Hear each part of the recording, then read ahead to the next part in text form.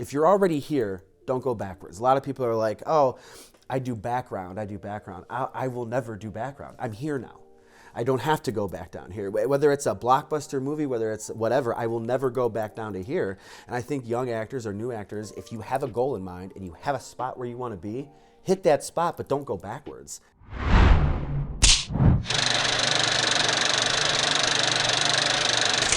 Welcome back to the Indie Spotlight Podcast, Season 2, Episode 8. I'm your host, Samuel L. Fronsman, and on this show, I like to help pull back the curtain to show everybody an inside look at what really goes on in the independent film space. If you tuned into the last episode, I talked to the wonderful actress, Nicole Yost. Today, I got another amazing actor with me, Keith Migra. Keith, welcome. Thank you for being here. Absolutely. You kind of forced me to. It's in my contract. Exactly. That was like the kind of the fine print there on the In the Hands of Fate agreement. I didn't notice that until you pointed that out. Yeah, I'm always thinking ahead. Publicity Lawyers marketing. are kind of mean. Better call Saul. So, can you tell the audience a little bit about yourself in case there's anybody watching who isn't familiar with your work? So I've been in the Hunting. It was produced by Mark Hamer. I started it with Peyton Hillis. That was kind of my first ever acting thing. It shouldn't have happened, but it did. And then actually I talked to you about In the Hands of Fate. So I kind of went from drama-ish to mafia. So you gave me an ability to do something I've always wanted to do because I'm a Dago, right? I'm Italian. So it was super fun for me to get to play in a mafia movie. And I'm going to be in another mafia movie coming up, so that's cool. But I'm from Amherst, and I just like to have fun. Yeah. Well, you brought up the other mafia movie that actually I'm going to be in it as well. You are. I didn't want to say anything in case you didn't tell anybody. No, yet, no. but I've talked about it a few times. I can't say what. All I can say is I'm a real sleaze bag in it. A real piece of crap. That's got to be hard for you to play because you're not that in real life. So like all the parts I get, but you gave like the parts you gave me. I was just playing me. So like it's really easy. Every part I've had is just me being me. You have to act now because you're not a sleaze bag. What are you gonna do? What's your method? My method is that you said I'm not a sleaze bag, which means that I must have been doing a good job acting the whole time. No, but I want to talk a little bit about kind of your earlier work into acting. What inspired you? What made you want to get into this? So I was in the shower, and I was on LinkedIn, and when I'm in the shower, I do a lot of work. That's where all my work comes from. So I'm in the shower, and I take 2-hour showers, and I messaged Hillis, and I was like, hey, man, like, you said you were bored on LinkedIn. You want to come do a podcast? He was like, yeah, let's do a podcast. I'm like, all right, cool.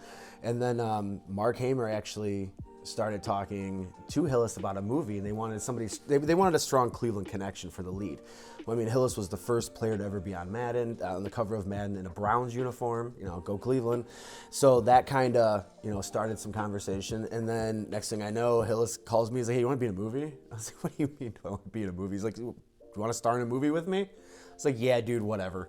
So the next couple of days, then it got serious. And I'm getting scripts sent to me, and I'm being told to read this. And we have meetings and table reads. I'm like, what is going on? So it was by luck, chance, I don't know what you want to call it. It was stars aligned while I was relaxing in the shower. It's funny that you mentioned that. I'm the same way, actually, believe it or not. So it's weird, right? It's peaceful. It is. So fun fact, real quick, pulling the curtain back on In the Hands of Fate a little bit for everybody. A fun fact is when I was originally writing the first draft of the script, and that was when I was still in college back in 2019, it wasn't even called In the Hands of Fate. It had a different name at that time. And when I was getting to a point, I was getting really frustrated because I have, the mafia side of it, I have the cult side of it. Sure.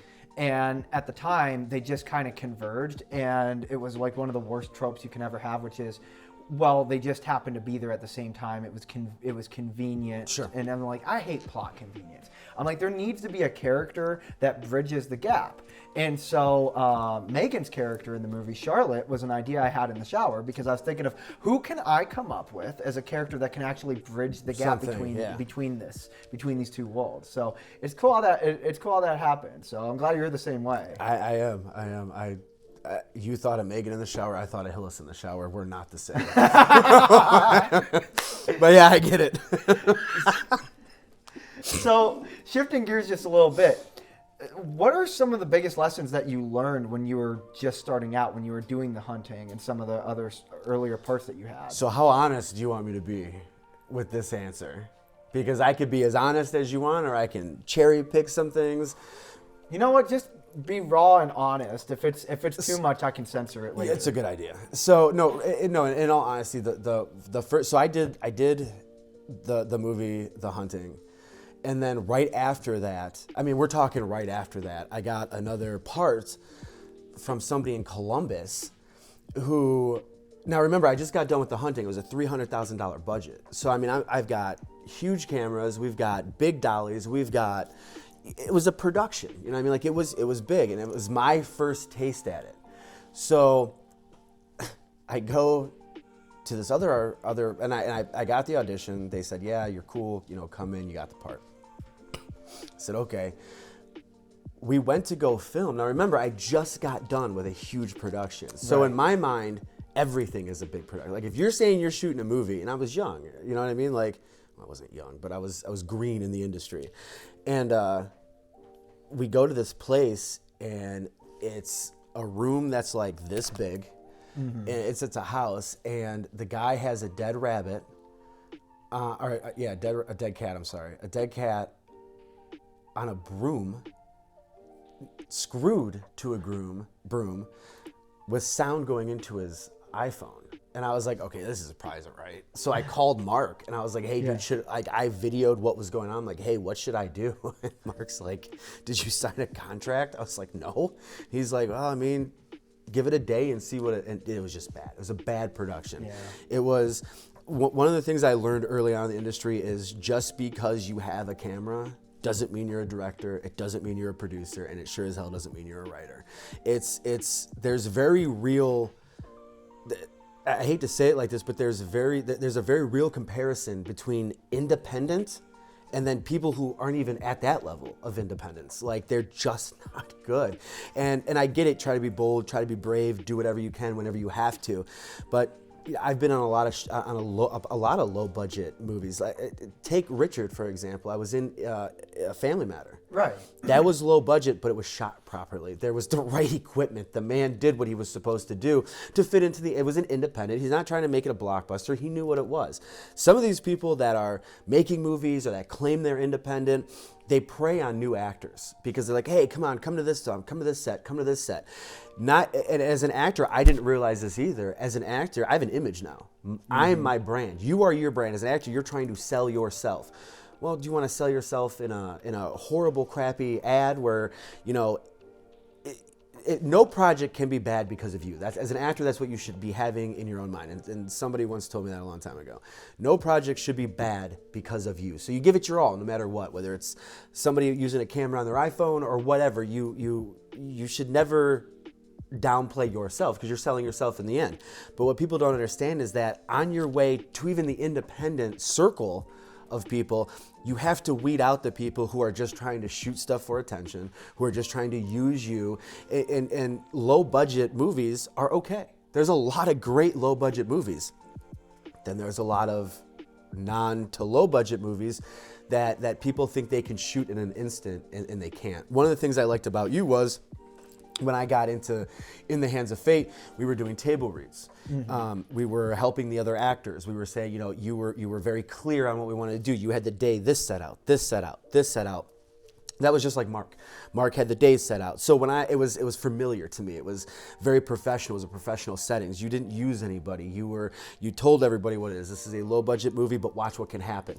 That's a difference between saying it's a low budget movie, watch what can happen, other than saying it's a low budget movie, good luck. We're gonna shoot it on an iPhone and we're not gonna edit it and we're just gonna send it. Like that's a problem. And as a young actor, you get preyed on. And when I say prey on, I mean you get used for your talents because you want to be in front of that camera so much. You're like, I just want to be in front of the camera, so I'll take this role, I'll take this role, I'll take this role. Not realizing that 2 years down the road, this role is going to come back and they're going to go, come on, man. And this role is going to come back and they're going to be like, come on, why'd you do that? So I started being more selective. And I get it. Actors are hungry. Actresses are hungry. They want that in camera, in front of the camera. They want their lines. They want to be in every scene.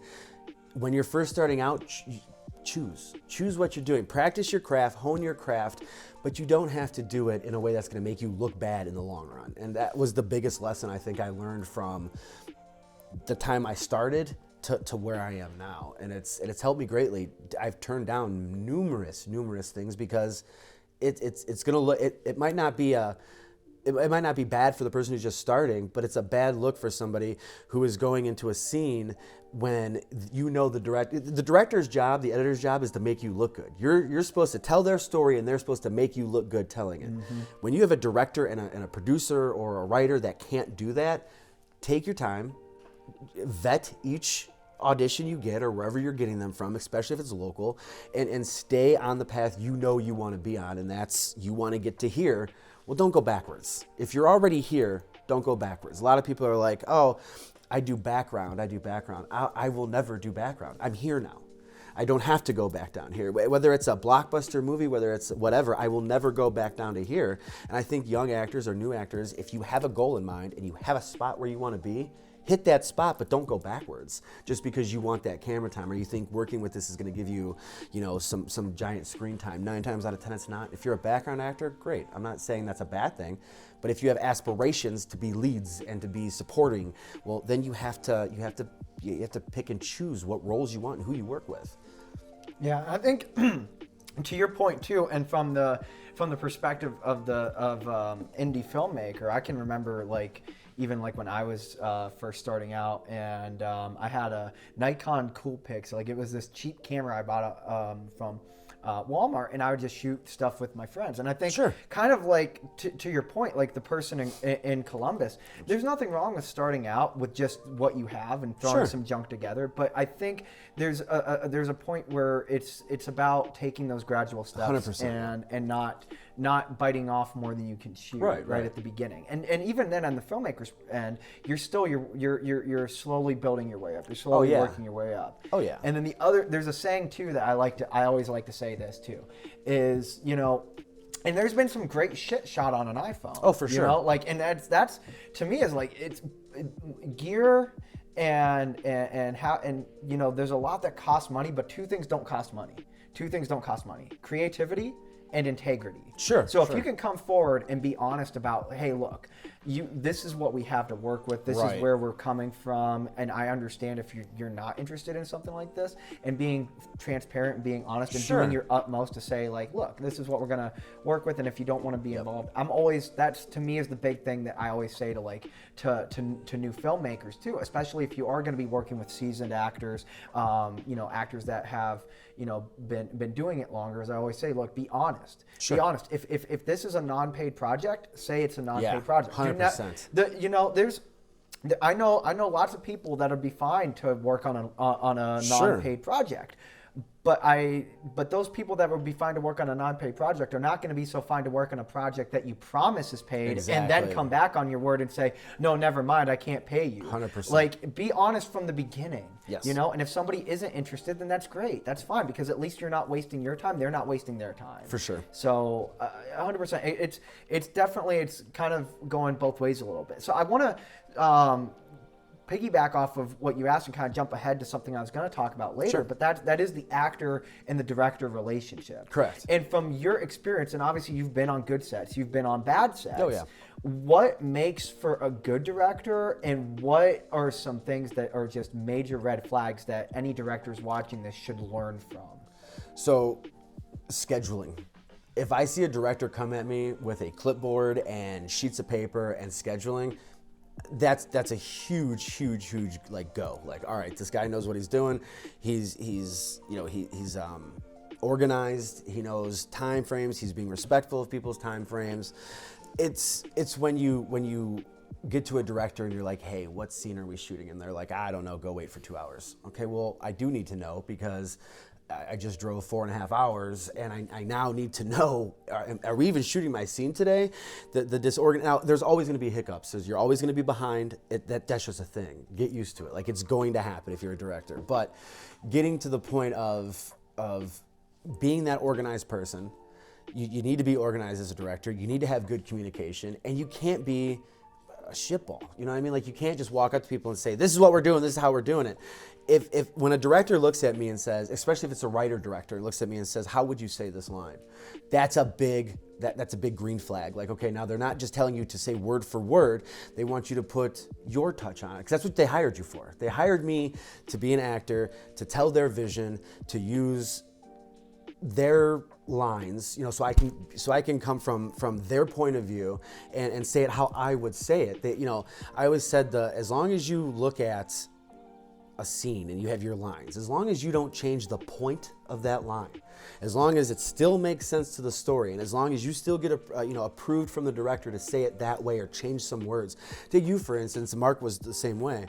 You allowed me to change words many times, many times. I mean, through, you know, and then you told me to ad lib a couple of times, or say this or say that, and that helps the process. That helps me go, okay, while I'm breaking down the character, I know for a fact, I'm working with Sam, I know for a fact that I'm going to be able to give it my own twist. I'm going to be able to give it my own, I guess, spin on what you want, and that's a good director, because now you're letting me do what you hired me to do. You're letting me be the actor. You're the director. If you didn't like it, what would happen? Hey man, I don't like the way you said it. Can you say it this way? Got you. Cool. Let's try it this way. And there was no, hey, you suck. Why can't you do it this way?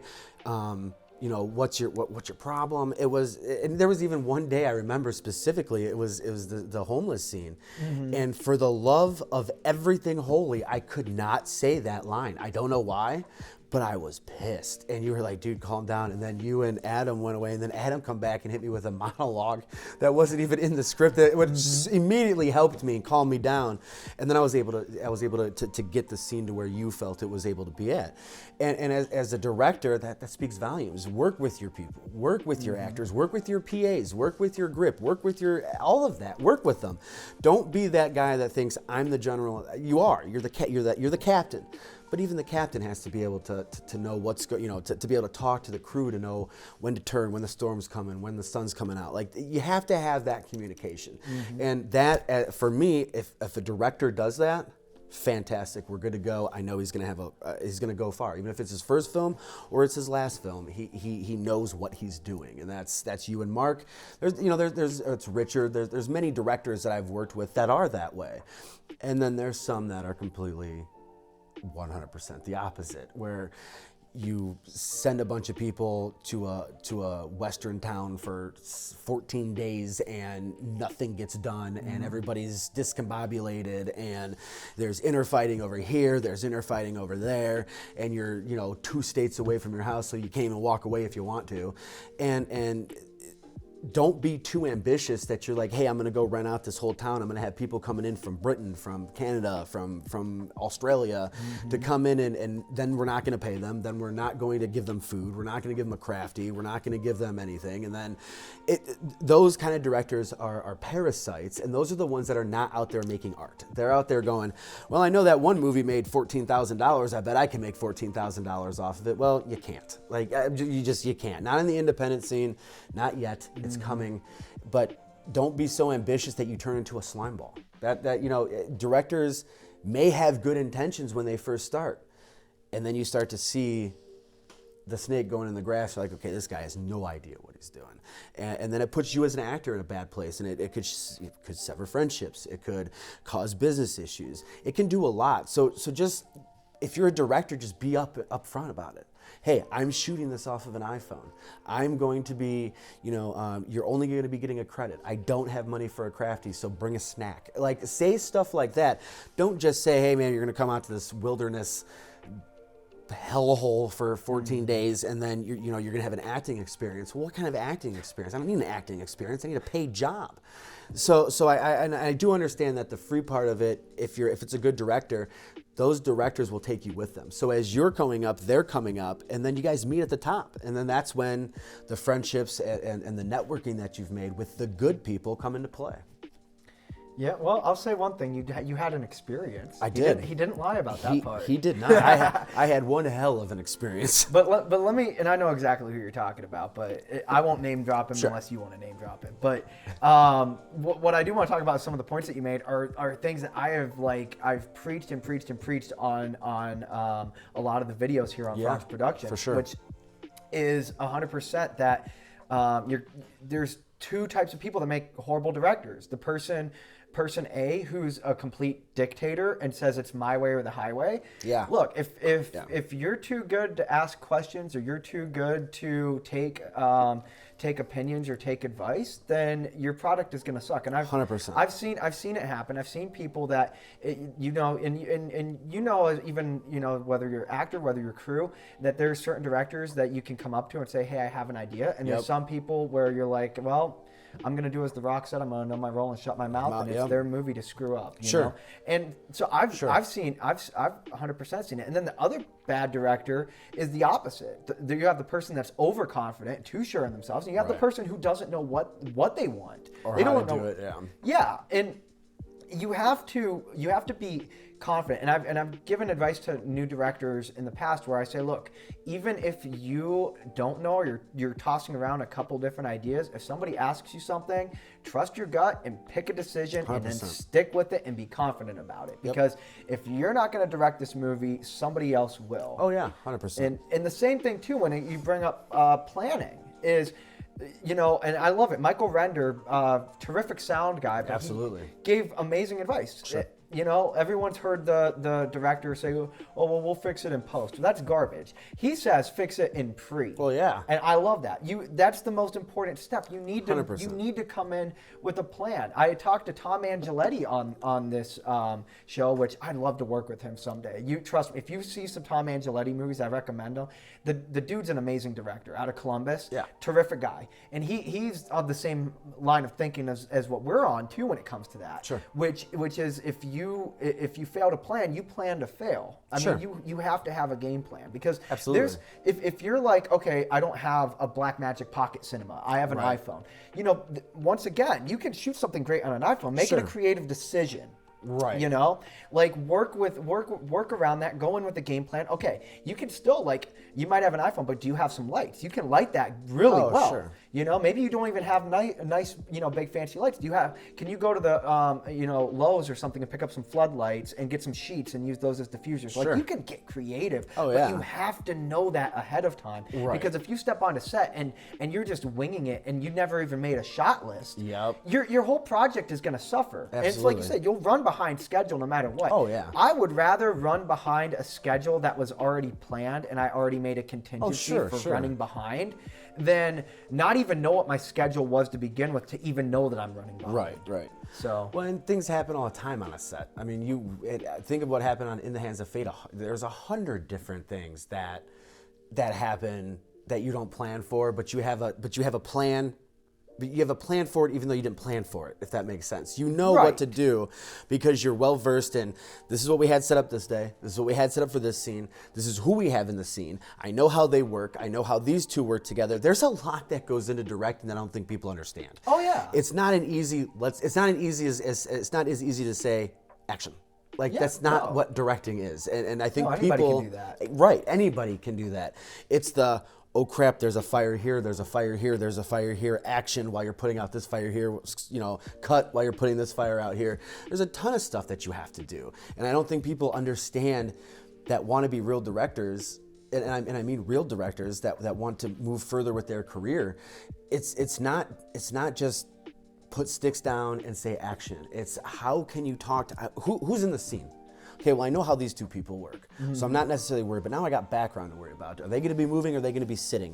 What's my style? Are they going to be, is there sound in the background? Do we have to get room tone? There's a whole bunch of stuff that you have to figure out that, thank God, as an actor, we don't have to go through. We just have to listen for action, and then we have to listen for cut. That's all we have to do. While in the background, we sounded great. We think we did good, but you're watching the video village and you're going, oh, that guy wasn't moving in the background perfect. That guy wasn't moving the way he should. There's an animal over here. Do we want that animal in the shot? So you're really having to take a look at, I hate to say it, but the whole picture, and not just the 2 people, 3 people, 4 people that have speaking lines during that said scene. And a lot of people don't understand that there's extensive research that goes into anything you're about to direct or produce. Yeah. There is so much. I'm glad you brought up the paying attention to background. Yeah. So this is just a tip to anyone that's watching this, and I learned this the hard way, being a first-time feature film director working with tons of extras. Find somebody, even if it's like, even if you like call up your old buddy, whatever. Get somebody to help. Be an extras wrangler to work with the extras, because the more help that you can have in that regard, the more you can focus on your key talent. For sure. Which another point you brought up that's amazing, and I can think of just a beautiful example of it was on In the Hands of Fate, which is I learned every actor has a different style of directing that works for them. Sure. And so there's some actors that are going to thrive in a long take, okay? Sure. And I personally, as a director, I love long takes. Those are some of my favorites to do. You know that working with me. Oh yeah. I will run a camera for 5 minutes if if that's how long the scene is. If you guys until somebody messes up a line or whatever, I'm not going to call cut until the scene's over. But I learned there's some actors that it doesn't work that way for them. Great actors, right? Fantastic actors, but maybe you got to change the way you shoot it. Maybe for sure. Instead of shooting everything. The entire scene dollying back, maybe you set up a few different angles, let them walk off camera. They're just only delivering 3 or 4 lines at a time, and you're not worrying about continuity, because the moment that they walk off frame, boom, you don't have to worry about the continuity now. Right. Because that, once again, that's another thing. Like I've seen that before. It's like, man, you guys did absolutely amazing. There's a problem. You weren't supposed to wear this track jacket for the entire scene that we just shot. So now we need to add a pickup shot. Yeah. Yeah, right. So like that was, and thank God I caught that on set. But the only thing is that's the good director part. That's what you were just talking about. Is when you hear a director talking about stuff like that, green flags. Go with him, work with him, see what he can do, see what he can make, and don't be worried about. Don't be worried about if you're going to look bad or not, because that's not what a good director is going to be worried about his project, which you're part of his project, so he's going to make you look good. People don't understand, there's a lot of these actors are like, oh man, they win Oscars. They win Oscars because the director and the editor knew what to edit, what to cut, and what to put in. So as much as we give credit to our acting skills, we have to give credit to the directors who are literally there to make us look good. And I don't think a lot of people thank the director or the producer or the second set of eyes that is looking at the big picture, because when you see a crisp scene, you think, man, that actor was great in that scene. What you don't see is that was the 47th take, and the director has Samrick hair, and it's just pointing up here, and you're trying to put out every fire. So as a good director, don't be worried about a good director making you look bad. They won't. A good director will always try to make you look good, and will always try to be that person who's able to put the fires out and help you in your career if you can help them. So I mean, that's really what it's about. When you're in the independent scene, it's a networking thing. Do you work well with these people? And even if you don't work well with them, can you at least get along with them? And if you can at least get along with them, you'll go far. Absolutely. So I want to talk about something else too. So you've done a lot of different projects, and you've got to work with some big names. Eric Roberts comes to mind. Yeah. How did you first get into jobs like that, and how did you first meet Eric Roberts? And tell me a little bit about that story and kind of where that all came from. So I was in the shower. No, I'm just kidding. I'm just kidding. So we were. I remember that crap movies thing I just told you we were on. Yeah. So for days, I was pissed. I was like, I don't want to act anymore. I'm not going to be taken advantage of. There's a movie shooting in Lorraine.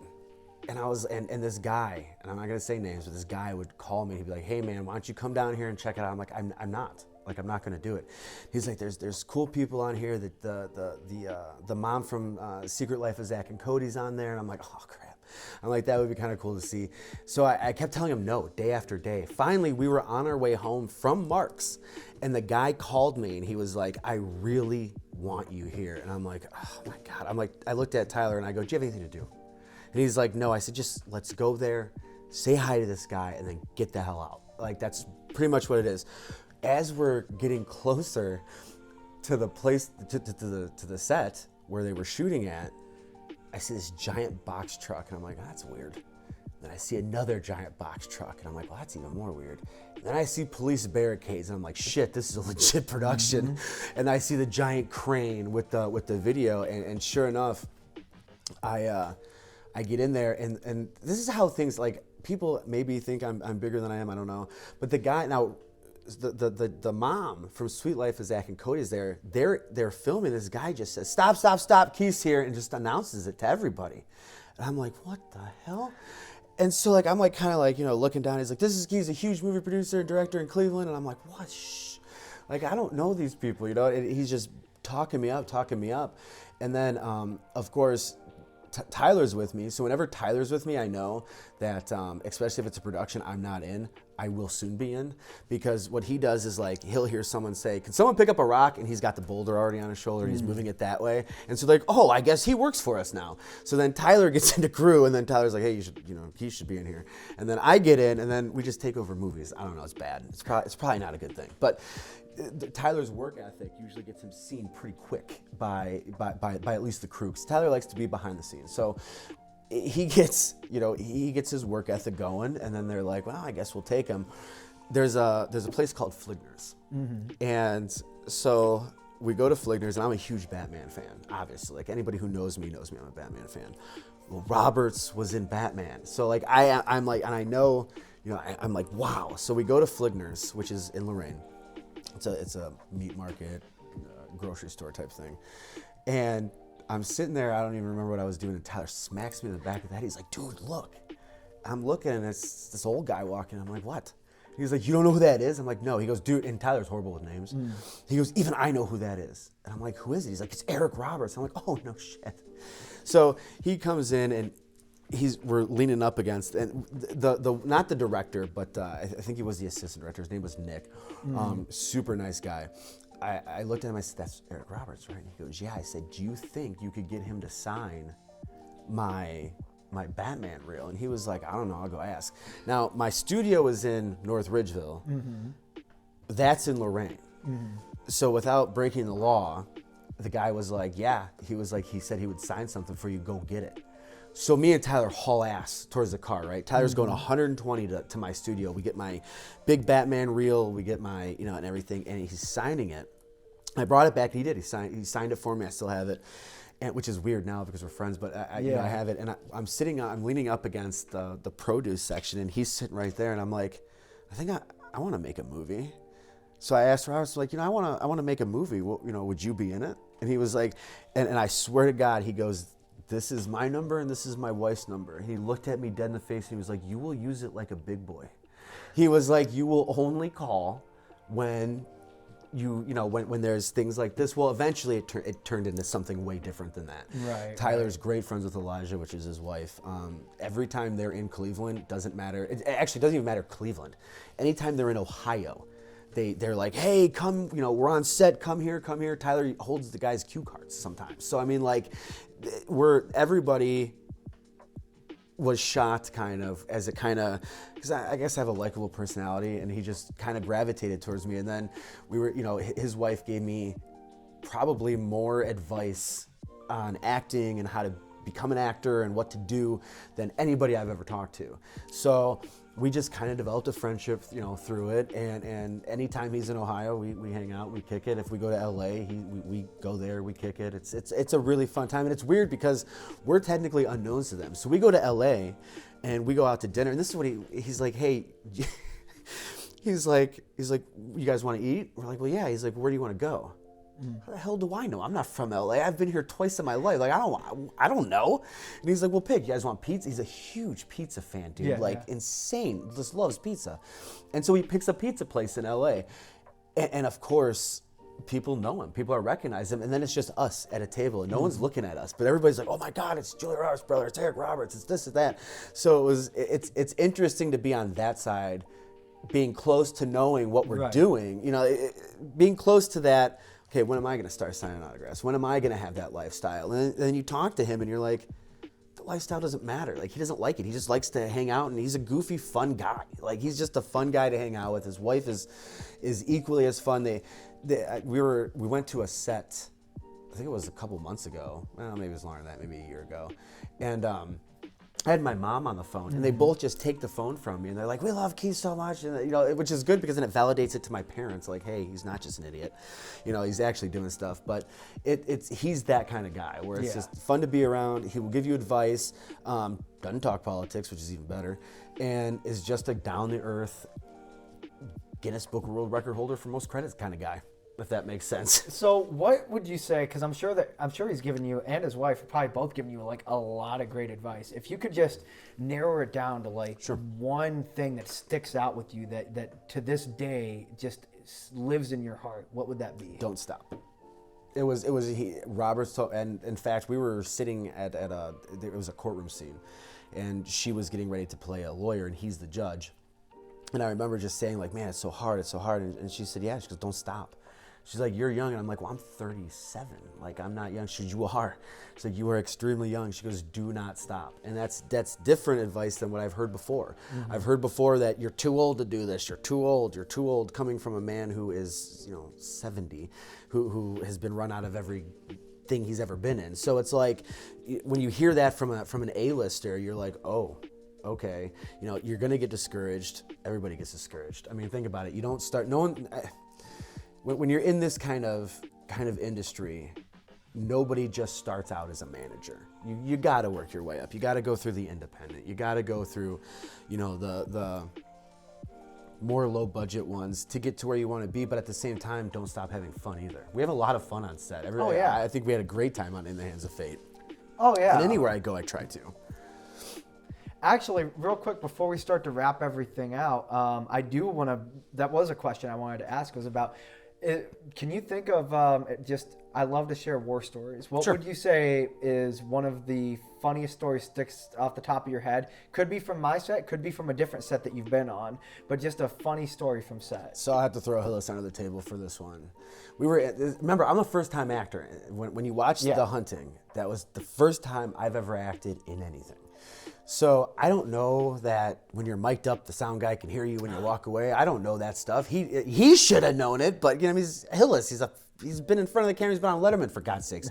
So we're walking through the woods and we're just talking shit. I mean, it's me and Hillis, and that's what we do. But we're making jokes, you know what I mean? And we get back, and the sound guy's like, I heard literally every word you just said. And then from that point on, it was...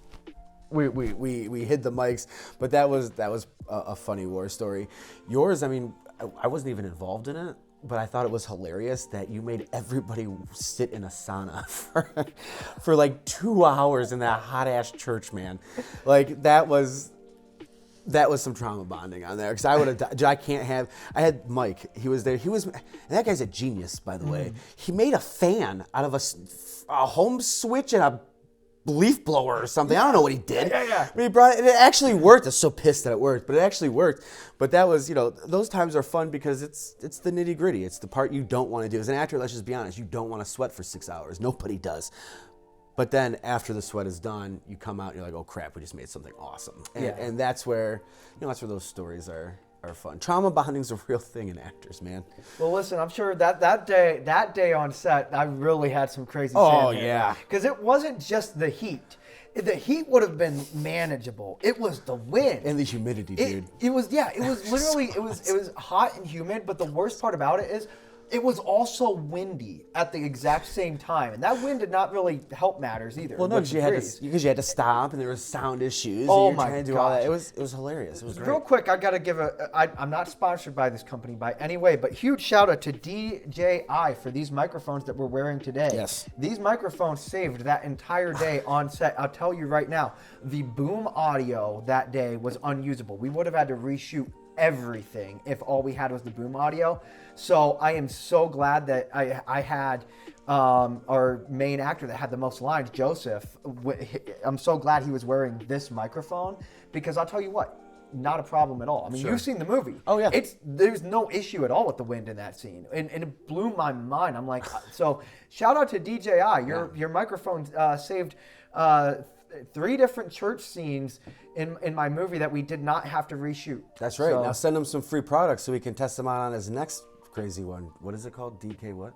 DJI wireless That's right. mic. Yeah. DJI wireless. Yeah, the DJI wireless mic. They're competing against the Rode wireless mic. Yeah. Hands down, they should send you some stuff to Yeah, test. DJI Product needs test to- on here. Seriously, yeah. If on. DJI, if you watch this, send me any gear and I'll do some product tests. Actually, on if you it. can hear this, send us some stuff because that's what we're using, right? We're using their mics. Oh yeah, absolutely, and you'll be able to hear us very good whether you're watching the video version on YouTube or you're listening to us on Spotify. You're gonna hear us very That's very right. good. That's right.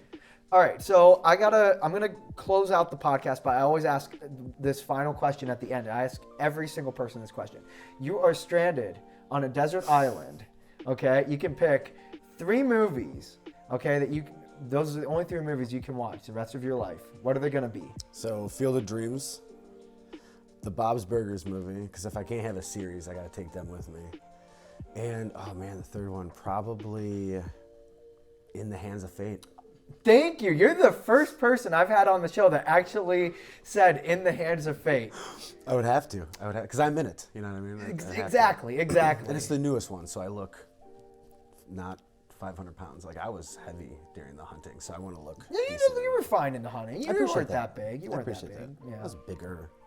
And besides, in the Hands of Fate, you can look at yourself wearing that beautiful green track track jacket. jacket. Dude, I still I do why wear didn't you that. wear it today? I Oh no, was wait! I know why going you didn't to. wear it today. Why? That would have been an issue.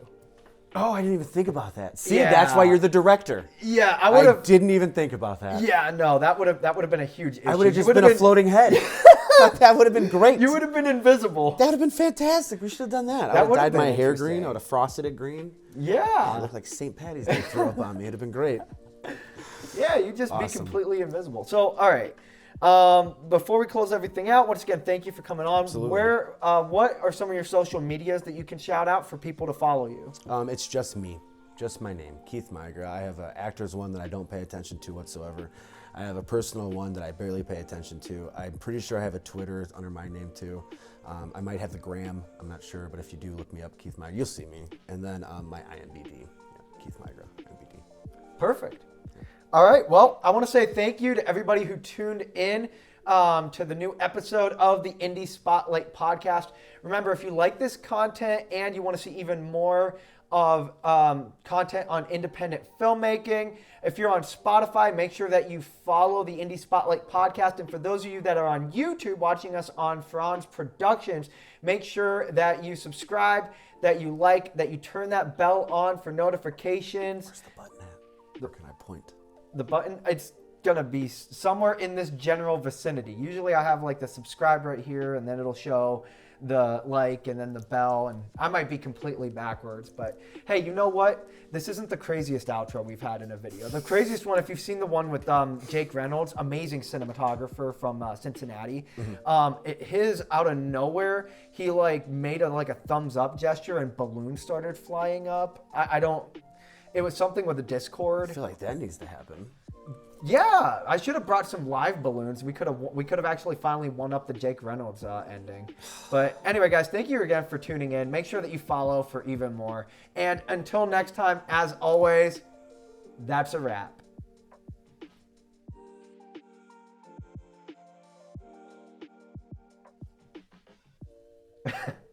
All right.